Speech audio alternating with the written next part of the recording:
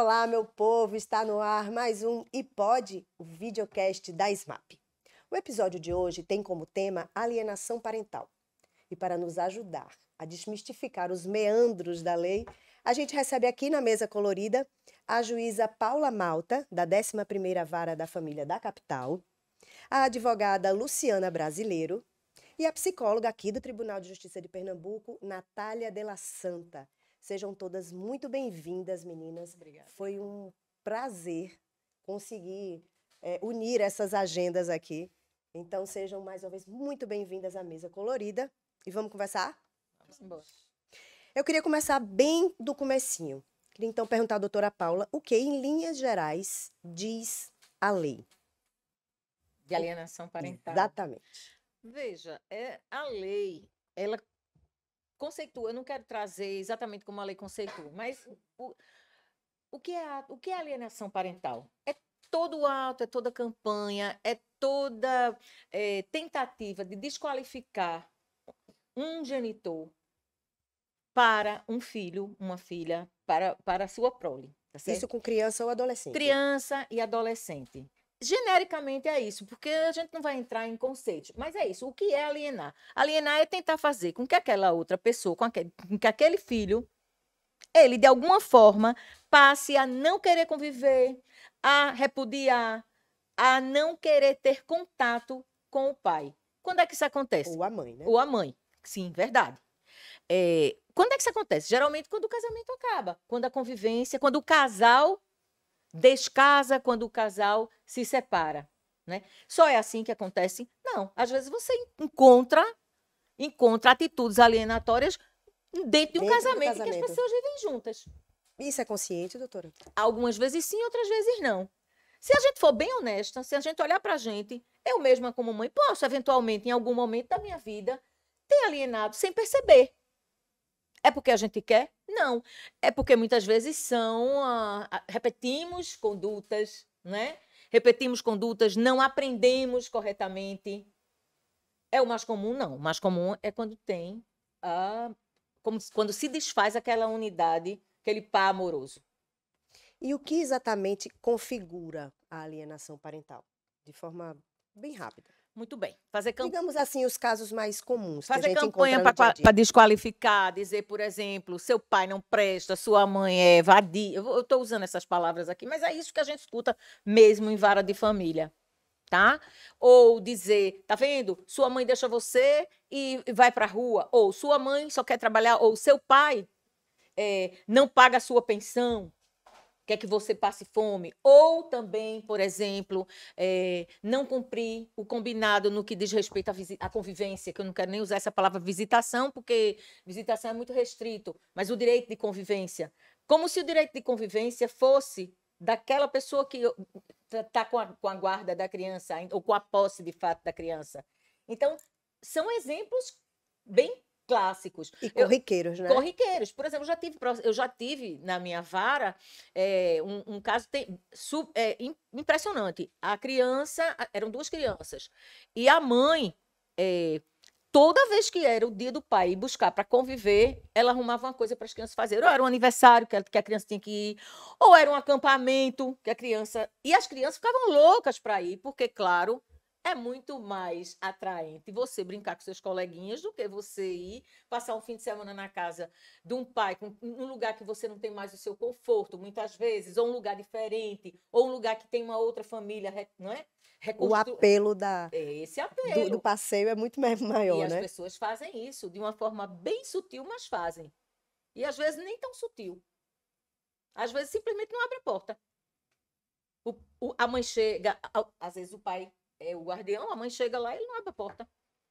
Ou ele pega e viaja com a criança, ou não devolve a criança na data.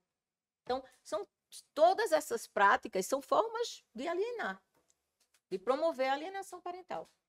A lei oficialmente é de 2010, não é isso? Sim. Mas recentemente houve uma alteração nessa lei, não é isso, doutora Luciana? Sim. Que alterações foram essas? Veja, acho que bom, antes de mais nada, eu quero dizer da minha alegria de estar aqui nessa mesa colorida. Ah, obrigada. Podendo bater um papo assim tão importante sobre essa lei que eu acho que fez tanta diferença no judiciário e que faz tanta diferença no dia a dia, né, para as famílias, porque reconhecer a existência de uma alienação parental, dar nome a essa prática, né? sistemática prática, exatamente como a doutora Paula falou, às vezes a gente faz de maneira inconsciente, mas quando a gente dá um nome a isso, a gente começa a trazer um exame de consciência para as pessoas, a gente começa a letrar as pessoas, né, do que pode, do que não pode, do que é razoável, do que não é, né? E essa é uma lei que hoje em dia, inclusive, está passando por uma fase de muitos questionamentos, né? E ela passou por alteração. Eu gosto sempre de dizer que o Brasil ele é um país que pede lei para tudo, né? Porque, veja, a alienação parental sempre aconteceu. O Brasil é um país que sempre, ou pelo menos de 1988 para cá, criou uma tomada de consciência muito importante de preservação e de proteção do interesse da criança e do adolescente, né? A partir da Constituição Federal de 88, mas também a partir do Estatuto da Criança e do Adolescente. Então, esses abusos no exercício do que a gente chama de poder familiar, de autoridade parental, sempre existiram. Mas olha como é importante a gente dar um nome a isso e fazer com que o judiciário trate dessas questões para que as pessoas entendam que filho, como a doutora Paula bem disse, filho não é visita, né? Filho não é algo que a gente carrega para um lado e para o outro. Filho é sujeito de direitos. Então, essas alterações na lei, na verdade, elas vêm para fortalecer, para fazer um ajuste na legislação, mas principalmente para fortalecer a sua aplicabilidade, mas também para adequá-la a uma linguagem que muda todos os dias, né? As violências, elas vão sendo reconhecidas, a gente vive hoje numa era digital, a gente vive hoje numa era em que a gente precisa cuidar cada vez mais das vulnerabilidades das crianças, dos adolescentes, dos idosos, e reconhecer essas vulnerabilidades. Então, as leis elas estão passando por uma fase de adaptação, ou de melhorias, ou de alterações, de inserções, ou de retiradas de determinados incisos e artigos, exatamente para fortalecer a aplicação da lei. Então, reconhecer, por exemplo, dentro de um sistema, porque as leis não são isoladas, reconhecer, por exemplo, dentro de um sistema legal, que a violência doméstica contra a mulher, né, gera consequências jurídicas no exercício da parentalidade. É super importante, né? Então, quando você reconhece que uma mulher é vítima de violência doméstica e você coloca essa mulher dentro de um sistema que faz com que ela, por exemplo, tenha que compartilhar uma guarda, né, sem um sistema muito responsável de compartilhamento dessa guarda, de compartilhamento dessa convivência, né, doutora Paula? Você coloca aquela mulher naquele lugar de violência. Ela nunca vai sair daquele ambiente. Então, a lei, ela traz uma reflexão super importante sobre essas violências. Ela traz uma reflexão super importante desse mecanismo de proteção dessas crianças. E ela está passando agora por um momento de questionamento, né? Que eu acho que a gente vai poder ter a oportunidade de conversar sobre isso. A gente já pode entrar nele agora. Eu acho até... Eu vou chamar de Lu e quero que ela me chame de Paula e Natália. Porque eu queria que Paula. A gente não está numa mesa de audiência. A gente está numa mesa colorida. Eu gostei tanto dessa mesa colorida. Não é linda a nossa mesa. Que legal para você botar numa vara de família, para humanizar a vara de família. Pois é. Mas o que eu acho importante dizer é isso. A lei vem passando por uma campanha de uma certa tentativa de desqualificação da lei, sabe? E foi muito importante que a comunidade jurídica conseguisse que ela não fosse revogada e que fosse, sim, aperfeiçoada. Isso. É o ideal? Talvez não seja o ideal hoje, mas ainda, é o possível. Né? E ainda talvez não seja o ideal, mas eu acho que houve, assim, grandes avanços. E o mais importante para mim foi a garantia da permanência dessa lei, sabe? E é preciso entender, porque os críticos, né? Não, porque favorece as mulheres, é uma lei que favorece as falsas denúncias as denúncias de abuso sexual e tal. E violência doméstica, né? Também. E aí, na verdade... O que a gente precisa entender é que, na verdade, não é uma lei para homem, não é uma lei para mulher, é uma lei para a proteção da criança e do adolescente. E Se ela está sendo mal aplicada, é outra história, né? Exato. E é uma lei, assim, e esse fenômeno da alienação é uma coisa que a gente tem que pensar muito, porque ele reflete, na verdade, uma disputa de poder, né, dentro de uma família. Quem pode mais? E quem é que vira o cabo de guerra? É aquela criança. Eu só penso nisso, naquela brincadeira. Quando eu era pequena, tinha aquela brincadeira, né? Puxa, bota uma corda, uma parte puxa de um lado, outra parte puxa do outro, e quem tem mais força derruba o lado contrário. E a criança fica ali no meio. É aquele cabo de guerra. E é muito engraçado, Paula, quando você fala isso, porque assim, normalmente, a gente linka a lei de alienação parental à mulher. Então a gente diz que a mulher, ela é alienadora. Quais são os argumentos que se utilizam em relação a isso? A mulher alienadora, veja como o discurso e a narrativa são preocupantes. A mulher, ela é, na maioria das vezes, alienadora, porque ela não se conforma com o fim do relacionamento e ela joga com as crianças. Tem coisa mais grave num dia a dia, num cotidiano, obviamente que tirando as situações que são extremas, mudar de endereço sem informar, a falsa acusação de abuso sexual, mas tem coisa mais grave do que essa criança ir para casa daquele que detém o poder econômico, que eu não preciso dizer a vocês quem é, na grande maioria dos casos, e quando ele chega nessa casa, é oferecido tudo àquele jovem ou àquela criança. Então, é aquela casa onde a criança e o adolescente, eles podem tudo, eles têm acesso a tudo, né? Então, eles têm acesso a passeios, aos melhores brinquedos, aos melhores equipamentos eletrônicos, a todas as facilidades. E quando ele retorna para a casa da mãe, que é na grande maioria das vezes a cuidadora, né? Numericamente falando, é a cuidadora, ele vai entrar num sistema de proibição. Então, ele tem hora para dormir, ele tem hora para acordar, ele tem que estudar, ele tem que escovar os dentes, né? E na casa do pai, não. Na casa do pai, ele pode tudo. Eu não estou aqui querendo generalizar, é óbvio, mas é muito... a gente não pode mesmo, não. Eu sou testemunha, inclusive, de um caso contrário. Exatamente contrário. Eu vejo com muito... As regras estão na casa do pai, não estão na casa da mãe. Pois é, mas eu vejo com muito cuidado isso, porque a gente vê, na grande maioria das vezes, isso acontecer nesse sentido. E aí aquela criança, ela começa a rejeitar essa casa materna. É claro. Por que ela rejeita a casa materna? Porque na casa materna ela não pode nada. Tem regra para tudo. Inclusive, ela não tem o acesso a bens, a coisas que ela tem nessa casa paterna.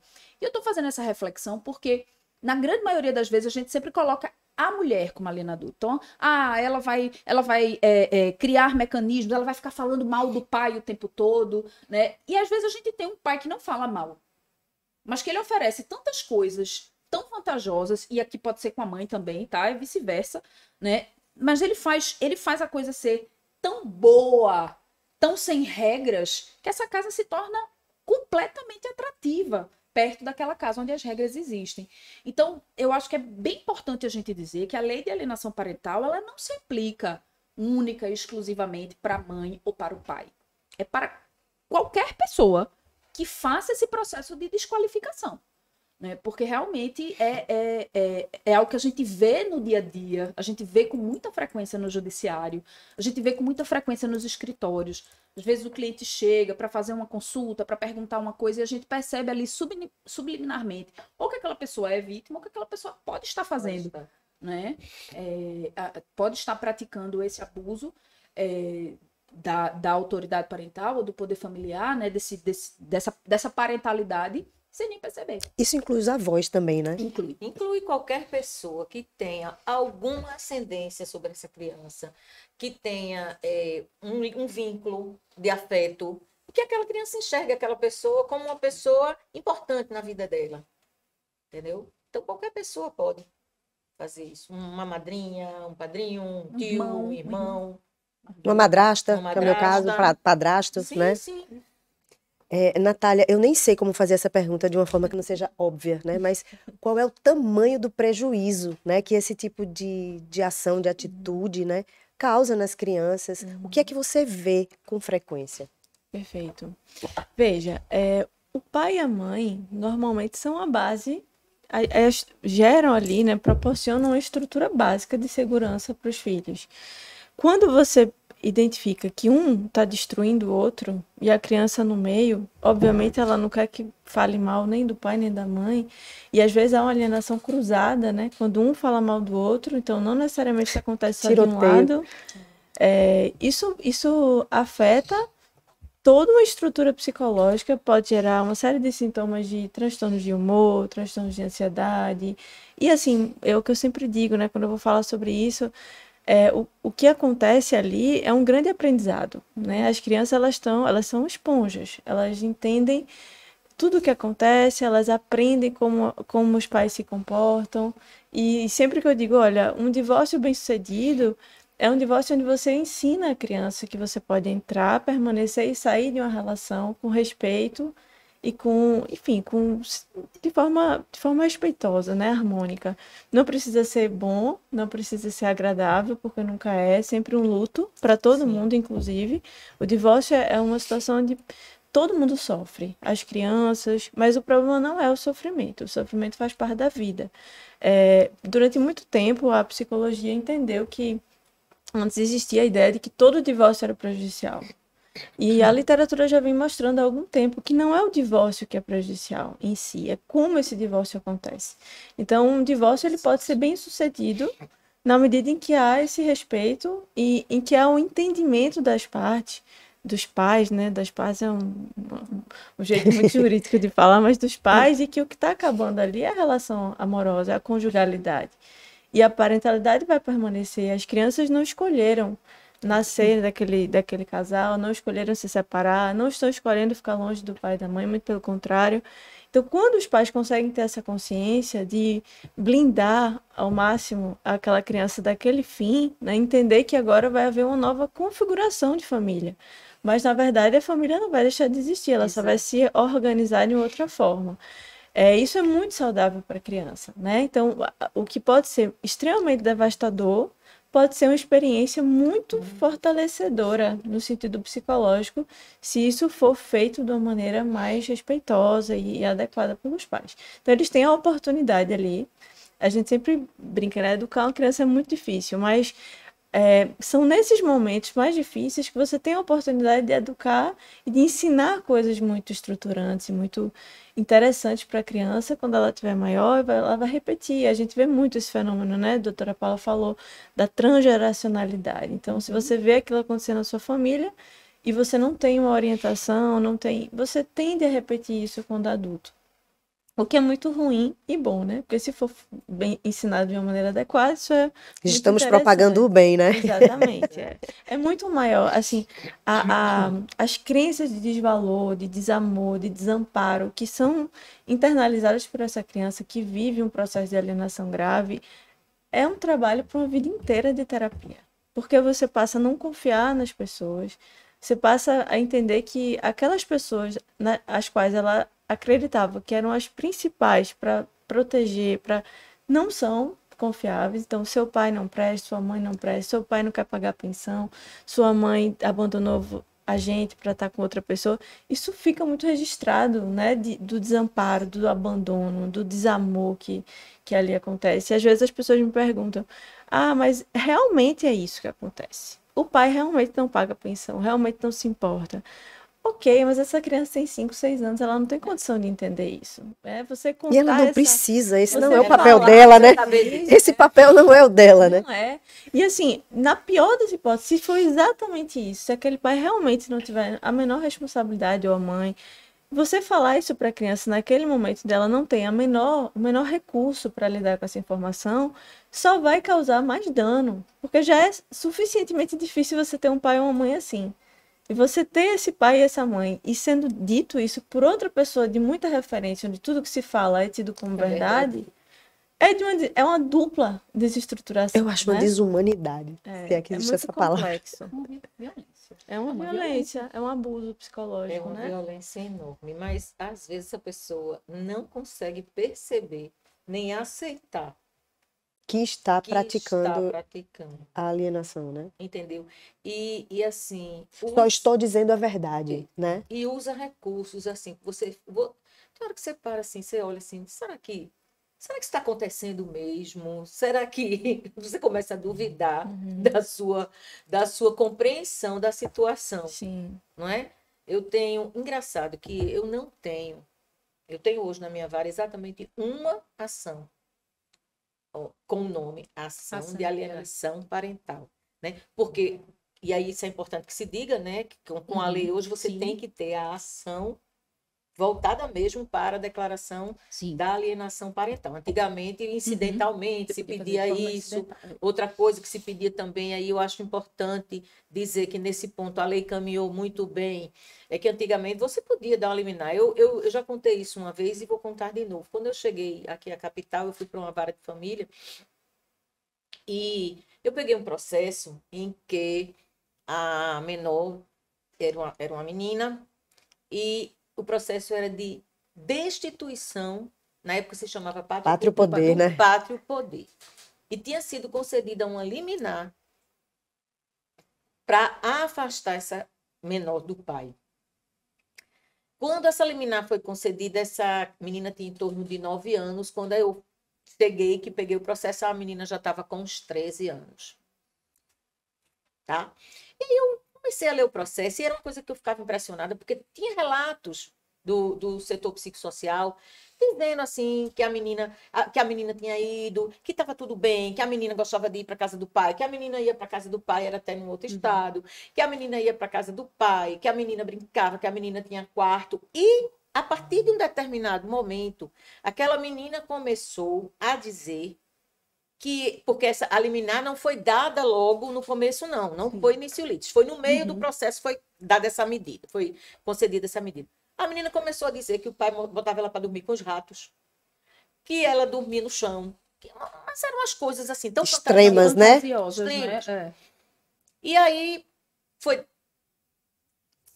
dada a medida de afastamento. E eu vou fazer uma audiência. Aí eu fiz a audiência. E nessa audiência, eu conversando com eu digo, vou ouvir a menina. Aí, porque também naquela época não existia o que hoje a lei exige, que é o depoimento especial, né? Que é Era a minha depoimento- próxima pergunta sobre isso, mas já já a gente entra nisso. Pronto, não tinha. Mas assim, 13 anos, vamos conversar.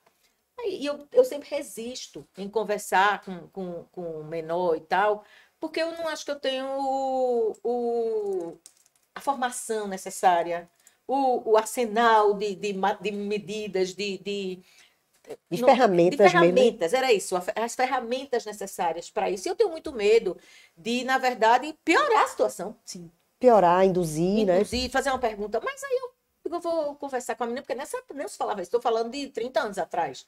Estou aqui na capital há 27 anos. Estou falando de 27 anos atrás. E aí eu disse assim, olha, mas fulaninha, aqui está dizendo, as psicólogas, assistentes sociais, estão dizendo que você gostava tanto, o que foi que aconteceu? Elas estão todas mentindo. Falei, olha, tudo bem, você está dizendo que está tudo mentindo, o que é que eu vou ter que fazer? Eu vou ter que apurar, porque é uma irresponsabilidade minha não apurar, porque elas são servidores da justiça, se estão mentindo, estão cometendo o crime. Agora, se elas não estiverem mentindo também, veja, a criança, você está cometendo um ato infracional, não posso dizer que é um crime, mas é uma coisa parecida, você está fazendo uma coisa chamada denunciação caluniosa. E aí eu achei engraçado que o advogado fez, não, ela não quis dizer isso, foi, fulana. E você via que a coisa era armada, mas assim, também não adianta, você ali, numa situação daquela, você não vai imprensar uma criança. E aí, eu digo, a criança fazia terapia com um psicólogo muito conceituado aqui. Aí eu digo, eu vou ouvir o psicólogo dela. Chamei o psicólogo. E nesse dia eu disse, eu tenho só uma pergunta. O psicólogo pago pela mãe, certo? Uhum. Ela fazia terapia, não era ninguém educado. Aí eu disse, eu só tenho uma pergunta para fazer para o senhor. Aí ele disse, pois não. Eu disse, afastar, definitivamente. Afastar essa criança desse pai.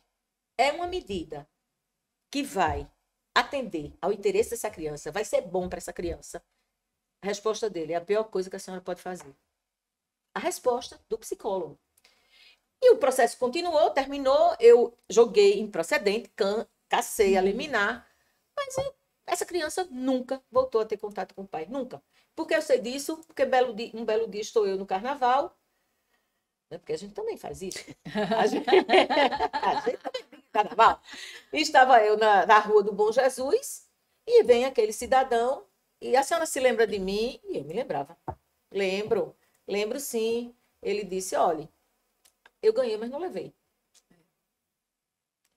Eu ganhei, mas não levei. A senhora fez justiça, mas eu continuo injustiçada, porque minha filha eu não vejo mais. Ela simplesmente não quer. E eu não tenho como obrigá-la. E, de fato, não tinha. Porque é uma Então, questão assim, psicológica, né? e o que eu quero dizer assim é, o que é que uma liminar, como uma medida dessa pode ser danosa, destruir um relacionamento? Porque ela vem, na verdade, Ser para salvar. irreversível. Ela vem para prevenir que uma situação que já existe ou que está prestes a acontecer, ela se intensifique, né? Mas se ela for feita a partir, por exemplo, né, de uma situação que não seja verdadeira, ela termina concretizando algo e vai solidificando aquilo, né? Então, por exemplo, quando a gente começou a discutir, a debater lá atrás a questão da alienação parental, eu me lembro que havia documentários sobre isso, e o que é que eles diziam? Eles diziam, veja, para quem é magistrado ou magistrada, acho que uma das coisas mais difíceis que existem é decidir. Decidir, né? Porque é um ato de muita responsabilidade. Se chega para o magistrado, para a magistrada, uma denúncia de abuso sexual, o que é que essa pessoa vai fazer? Ela vai afastar, né? Ela afasta. Porque se existe uma denúncia de abuso, a primeira coisa que ela vai fazer é, opa, peraí, vamos Até porque afastar. Preventivamente, Se pelo for- menos, né? Porque se for Vamos verdadeiro apurar, e a né? gente Se for não verdadeiro, afasta, é É irresponsabilidade. uma responsabilidade, né?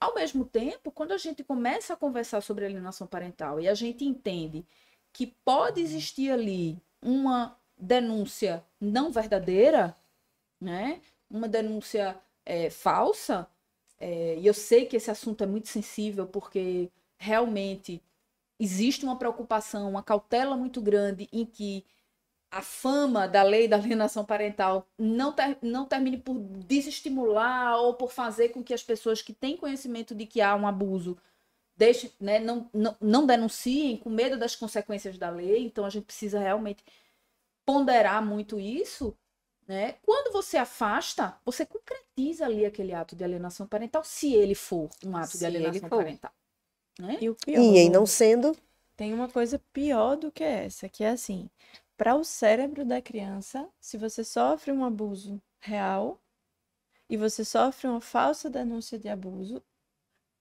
para o cérebro da criança a resposta é igual. Então, uma criança que entende, que cresceu ouvindo que ela foi abusada, ainda que isso não seja verdade, Uhum. estruturalmente ela se convence disso. ela se convence para ela é verdade. Então, a repercussão é exatamente a mesma.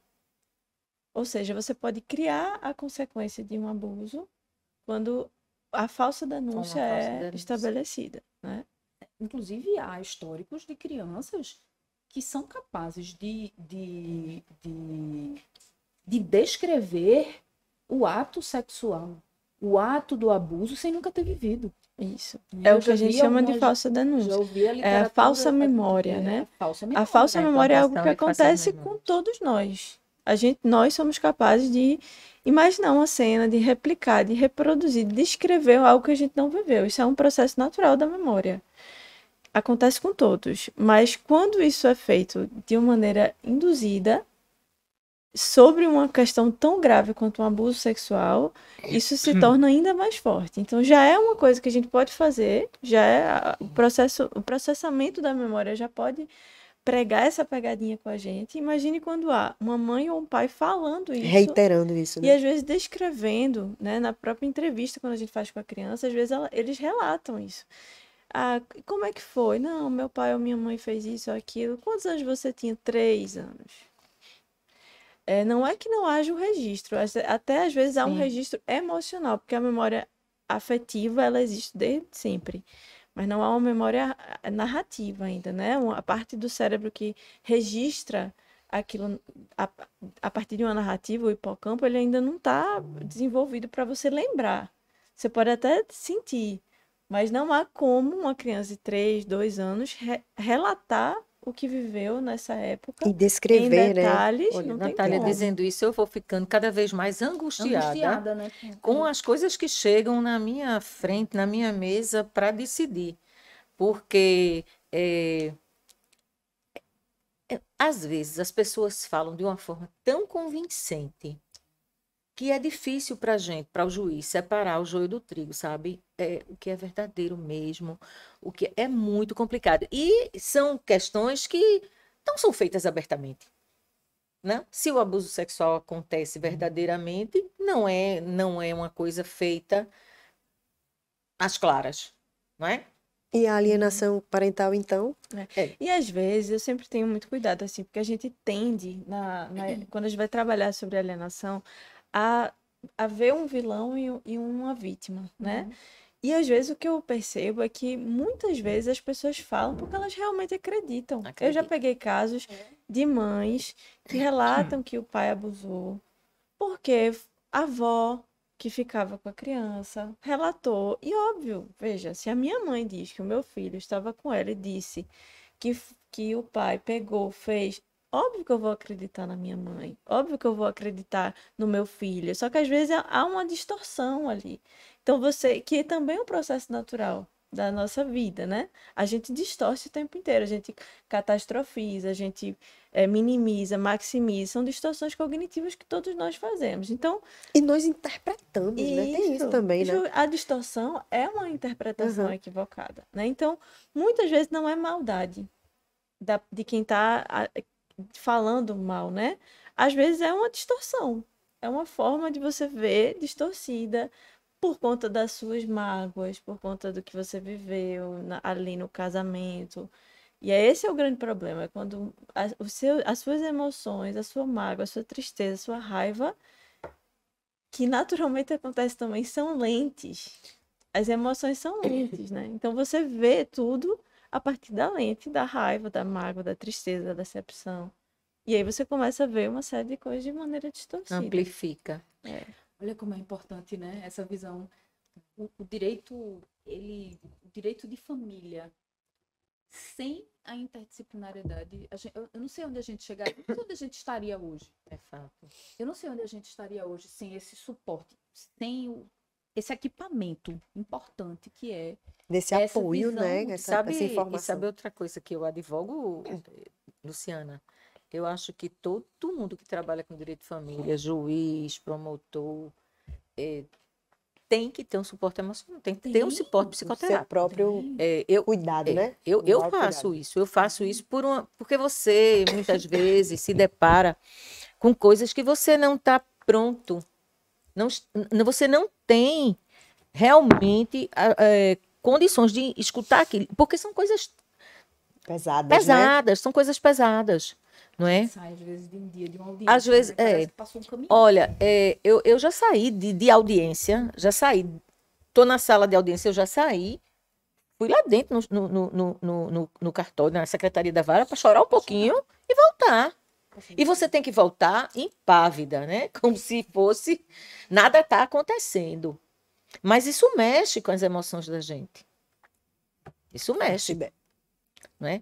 E é preciso isso, é preciso esse suporte, porque a gente não consegue desvendar o ser humano que está ali na frente da gente se a gente não tiver um mínimo de apoio e de preparo. Doutora Paula, é muito difícil provar a prática da alienação.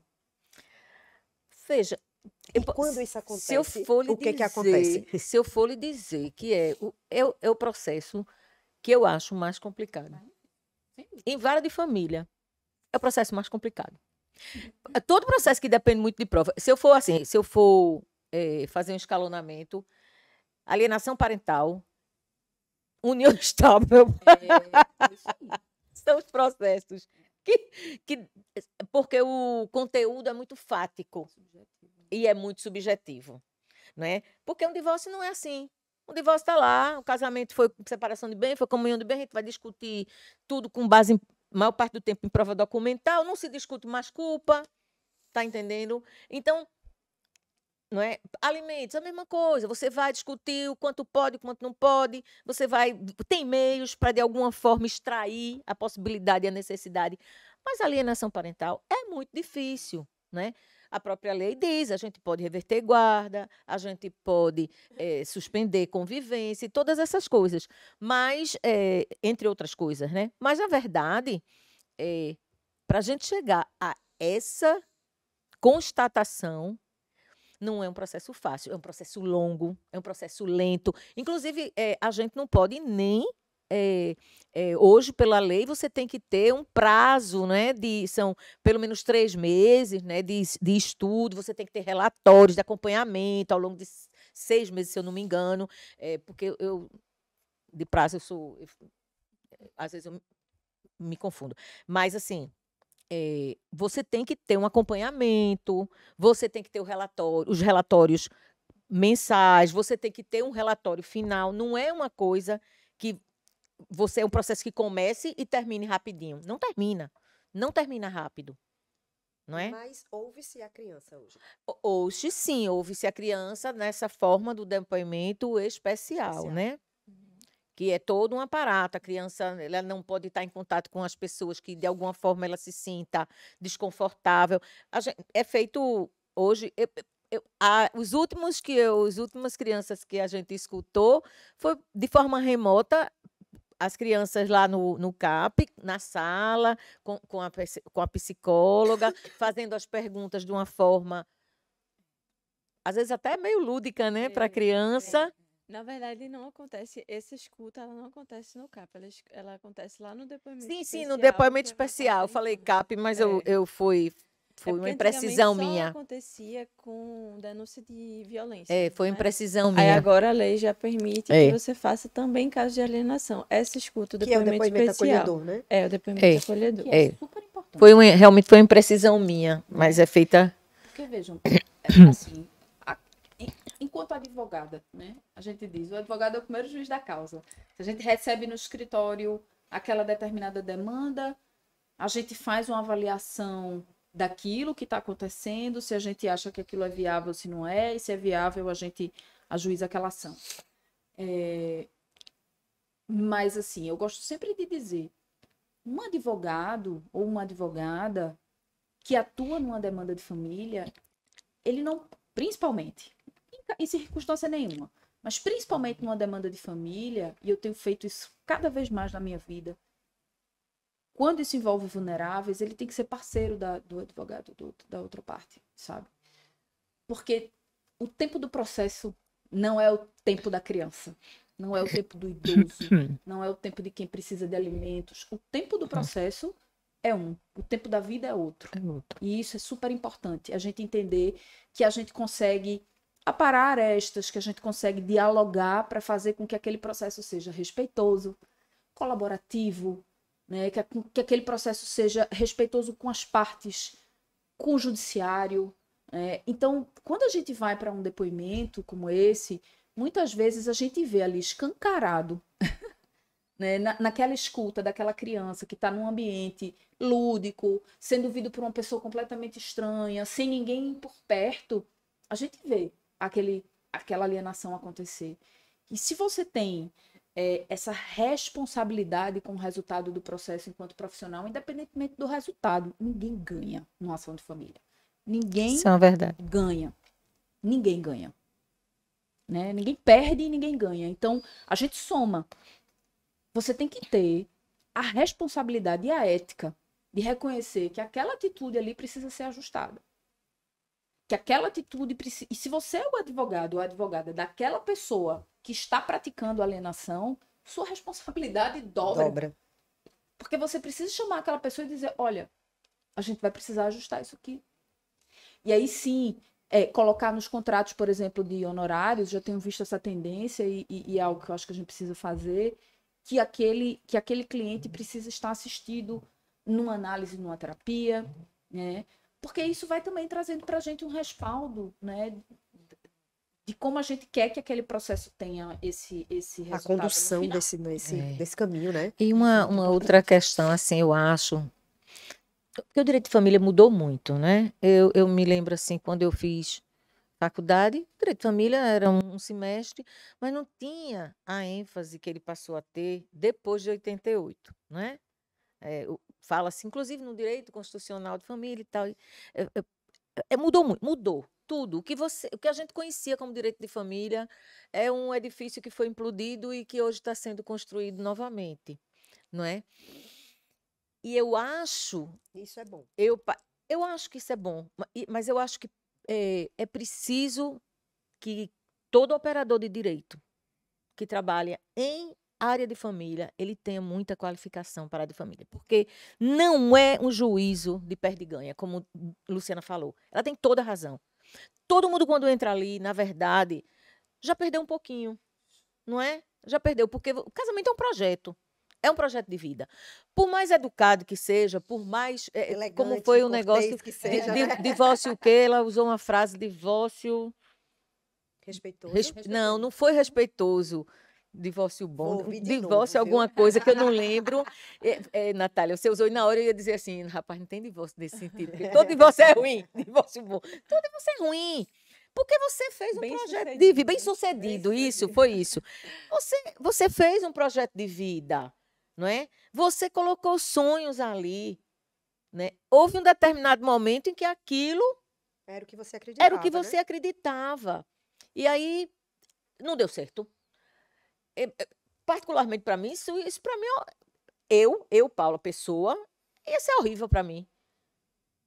Porque eu sou aquela pessoa que acredita e que investe naquilo que me interessa, nos planos, não é? No combinado. No combinado. Já pensou? É muito interessante isso que a doutora Paula está falando, porque realmente a gente vê, é muito difícil, às vezes, as pessoas chegam lá no CAP devastadas. Devastadas, destruídas, porque às vezes casamentos de 20, 30 anos, onde você não sabe ser outra pessoa senão naquele... Não se reconhece, né? Naquele sistema. É preciso não precisa que a outra pessoa tenha terminado, né? Porque, olha, imagina a outra decisão, né? Eu não sei como é que vai ser, eu não sei como é que eu vou viver depois disso, mas aqui eu não posso mais ficar. Sim. Né? Aí você imagine, você vivendo todo esse processo, um luto em carne viva ali, tendo que dar conta de fazer isso com uma criança. Manejar isso com uma criança. É muito delicado esse lugar, né? Eu fico... Às vezes me dá raiva, mas às vezes eu fico compadecida, porque é sempre um lugar delicado você manejar isso tudo sofrendo. E é por isso que eu digo, Natália, que a gente precisa de profissionais, de operadores do direito que tenham essa visão do que é o direito de família. De que não cheguem ali somente eu quero ganhar, eu estou cobrando por ato, eu estou cobrando por audiência, porque acontece isso, né? Eu também não quero entrar nessa seara, mas, entendeu? E quanto mais tempo o conflito durar melhor, né? Ou eu quero ser vitorioso. Não é assim. Não é assim. A gente já constatou que ninguém ganha nessa história. Não se ganha. Meninas, qual seria o mundo ideal? Que hoje a gente está aí questionando, né, a lei de alienação parental. A gente já concluiu aqui que os avanços são indiscutíveis, mas há ajustes a ser feitos, alguns já estão acontecendo. A doutora Paula falou que muito a gente já andou, mas ainda não é o ideal, é o possível. O que é que, na sua visão, seria a condição ideal? O ideal é que não acontecesse. O ideal era que não acontecesse.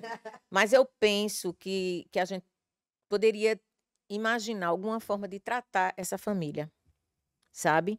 Não só constatar a alienação, mas assim, que o judiciário... E isso é um sonho, não é? É verdade que é um sonho. E eu sei que a gente esbarra em muitas dificuldades. Eu sei que a gente esbarra principalmente na questão de orçamento e possibilidades, mas se a gente tivesse como tratar realmente essa família, não só constatar, mas resgatar essas pessoas, com a ajuda do judiciário, sabe? Para mim, seria um enorme avanço. Um enorme avanço.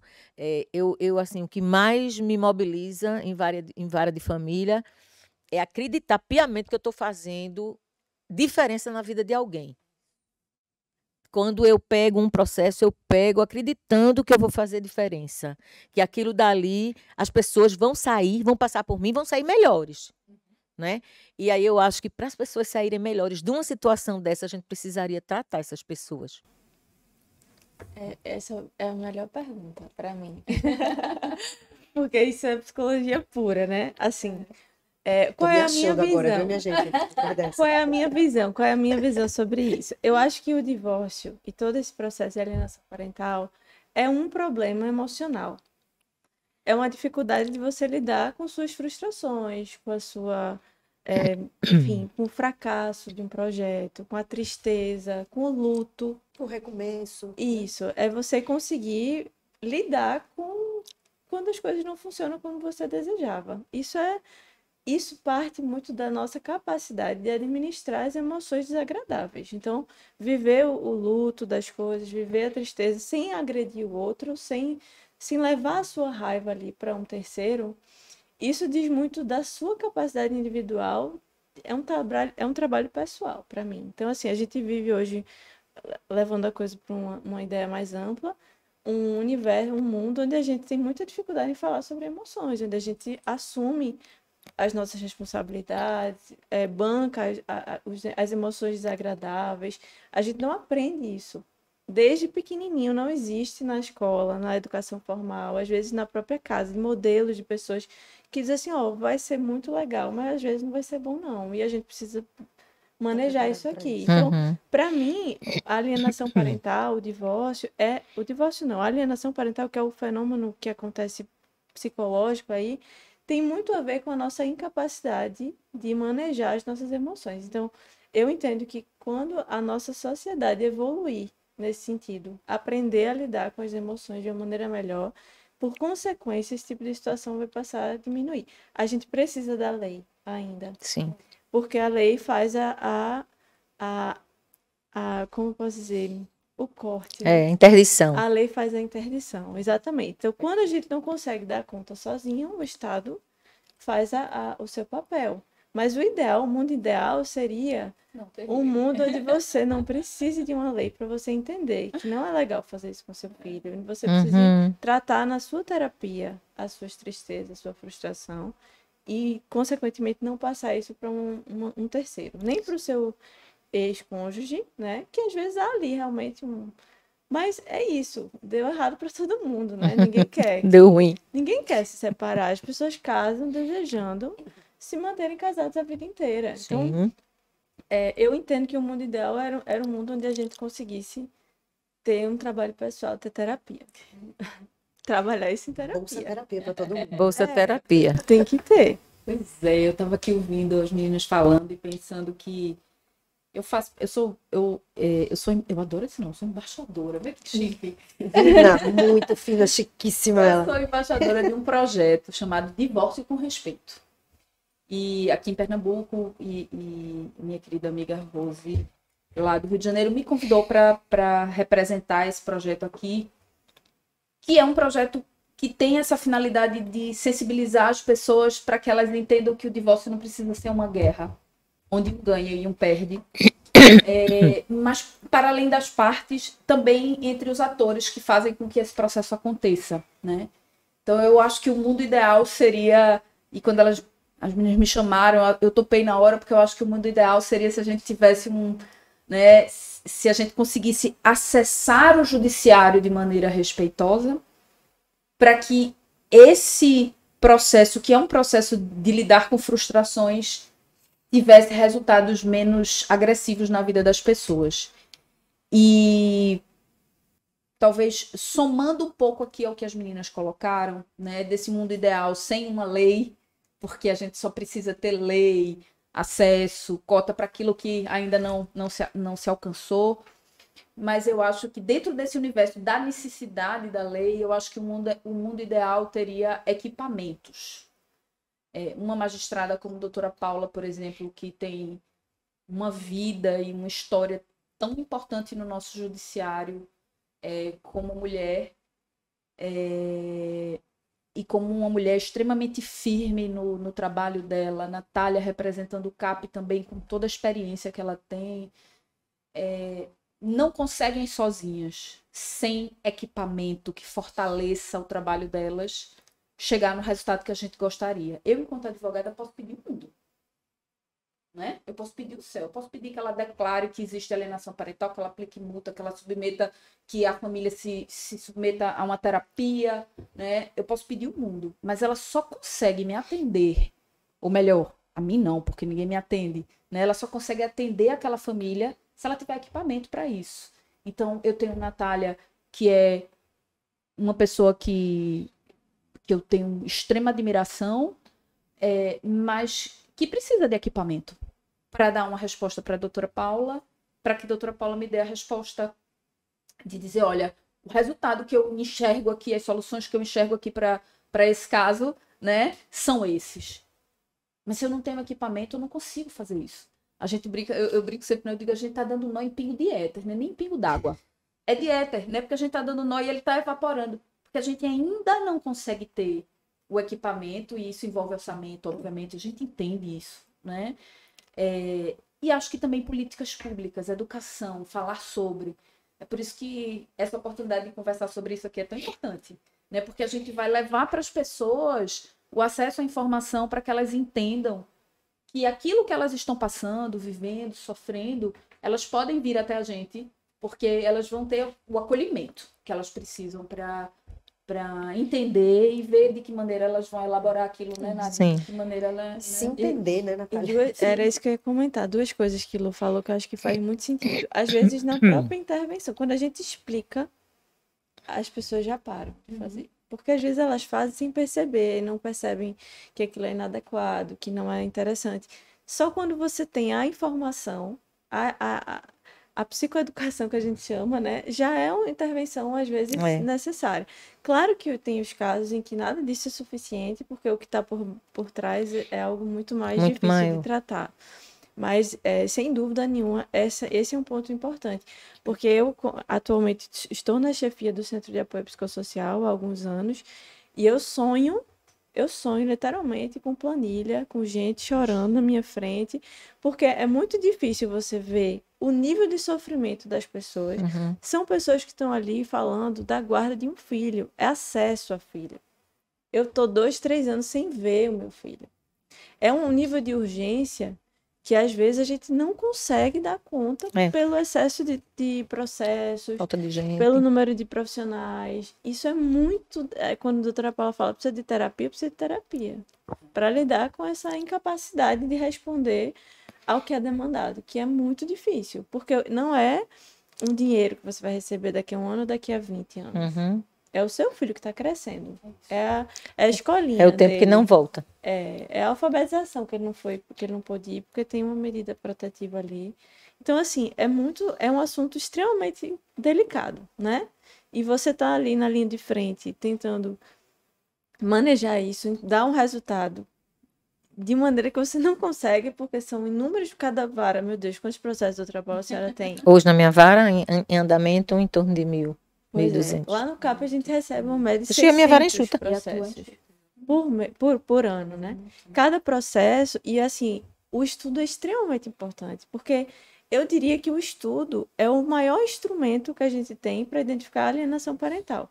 Por quê? No estudo a gente entrevista a mãe, o pai, a avó, a criança várias vezes, quantas vezes precisar. Vai na escola, vai no psicólogo da criança. Então, a gente tem acesso a essa informação por diversas fontes. E isso dá uma fidedignidade importante. Então, o estudo é o instrumento mais completo. É o coração desse processo. E às vezes a gente não consegue. Não consegue. Não consegue entregar a tempo para lá julgar na hora certa, né?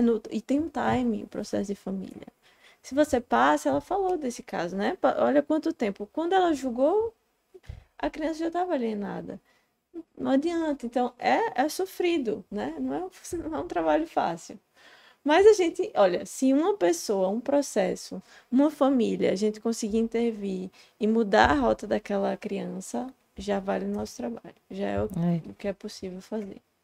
Se eu já estava feliz por ter conseguido unir a agenda de vocês e reuni-las aqui nessa mesa colorida, ao final desses relatos aqui do Mundo Ideal, eu estou mais ainda emocionada e agradecida.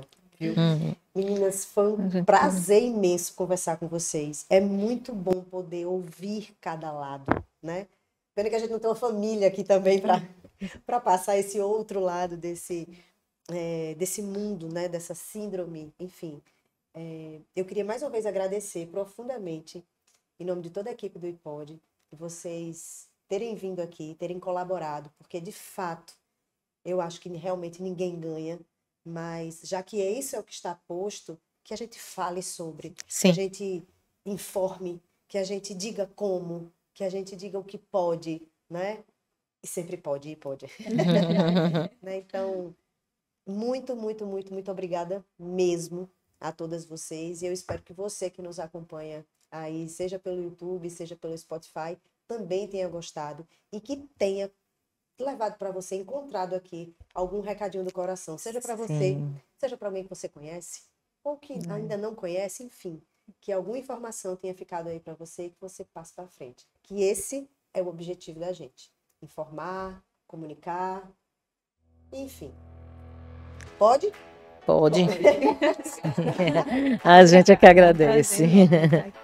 Até a semana que vem, a gente volta com mais um tema do seu interesse. Tchau, tchau.